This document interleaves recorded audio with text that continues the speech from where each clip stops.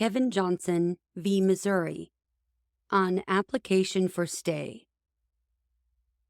The application for stay of execution of sentence of death presented to Justice Kavanaugh and by him referred to the court is denied. Justice Jackson, with whom Justice Sotomayor joins, dissenting from denial of application for stay. We denied Kevin Johnson's application for an emergency stay of his execution on November 29, 2022, and the state of Missouri has carried out that penalty. Now, one day later, I write to explain my vote to grant his stay request. For the reasons that follow, in my view, there was a likelihood that Johnson would have succeeded on the merits of his federal due process claim, and it was clear that he would, and obviously did, suffer irreparable harm absent a stay. I also believe that the equities weighed in Johnson's favor. Missouri has created a system in which prosecutors may assess the validity of a state prisoner's final conviction. And having done so, it was required to comply with due process when applying that law in Johnson's case. In rare cases, a litigant can credibly claim that a state's erroneous interpretation of or refusal to comply with its own law can amount to a federal due process violation. This is one of those rare cases.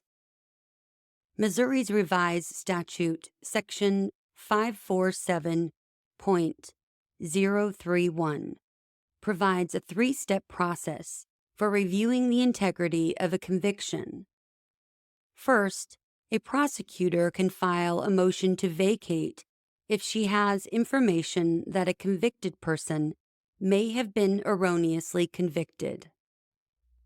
A prosecutor filed such a motion with respect to Johnson. Second, upon the filing of such a motion to vacate, the court shall order a hearing and shall issue findings of fact and conclusions of law on all issues presented. No Missouri court here has disputed that this hearing is mandatory or that it was not provided to Johnson. Third, the court must grant the motion to vacate if the court finds there is clear and convincing evidence of constitutional error after taking into consideration all of the evidence related to the case, including the evidence presented at the hearing on the motion. The Missouri Supreme Court turned this straightforward procedural statute on its head. While acknowledging that there was no motion hearing in Johnson's case, the court assumed away that violation of the statute's procedural requirements and denied the motion to stay on the grounds that there was insufficient evidence to support the motion to vacate.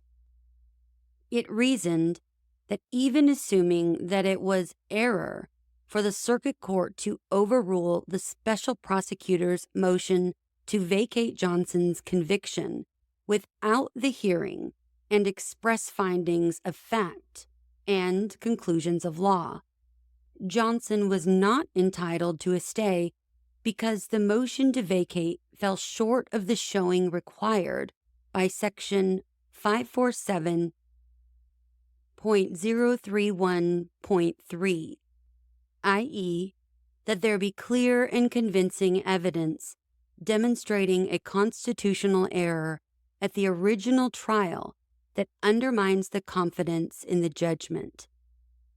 The Missouri Supreme Court's reading, which skipped over the mandatory second step of the state's conviction review process and went straight to the third, flouted the plain language of a statute that clearly contemplates that the three required steps will proceed in order. What is more, the court's determination that there was not clear and convincing evidence to support the motion to vacate in the absence of a hearing in which there would have been a chance to produce such evidence as the statute requires, transgressed core procedural due process principles.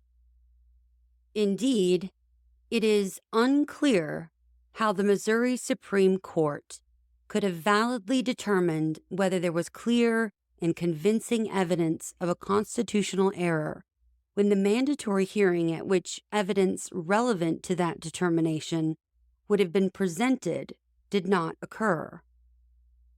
In short, a state cannot provide a process for post-conviction review and then arbitrarily refuse to follow the prescribed procedures. But that appears to be what happened in this case, insofar as Section 547.031 was properly invoked through the filing of a motion to vacate.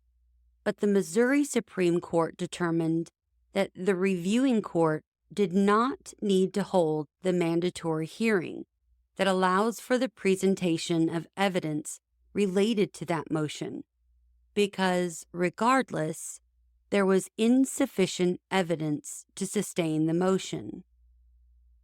In my view, this reading of Section 547.031 was so fundamentally flawed and so at odds with basic due process principles that Johnson was likely to succeed in establishing that the procedures afforded in connection with the Section 547.031 motion amounted to a 14th Amendment violation.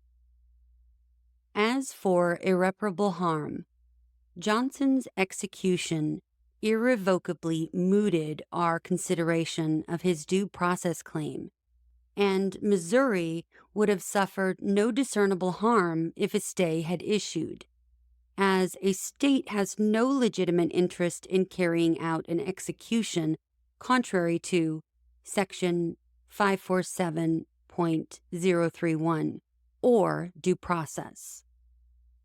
Furthermore, Johnson had the better of the equities, since he diligently pursued his claims, and the last-minute nature of his motion for a stay was neither attributable to him nor due to factors within his control.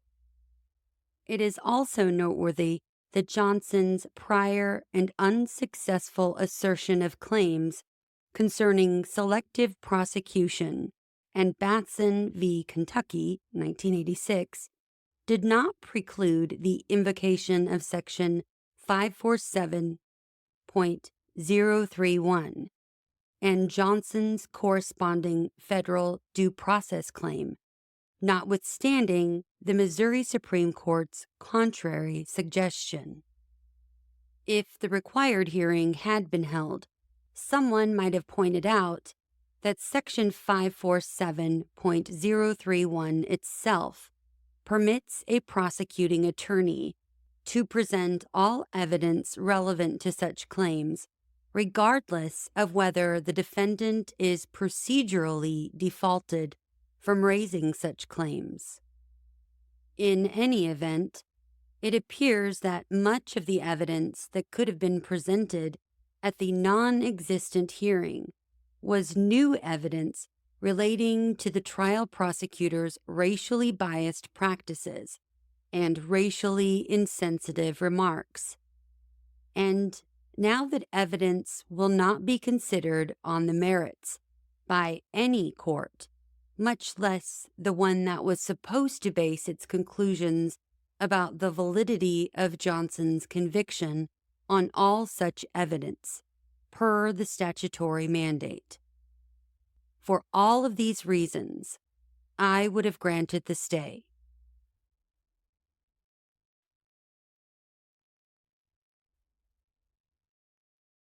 We've reached the end of the opinion. If you'd like to request a particular opinion to be read on the show, or you just want to say hello, navigate your way to the show's website at whatscotusrotus.podbean.com and click on the Contact tab. Until next episode, thanks for listening to What SCOTUS Wrote Us.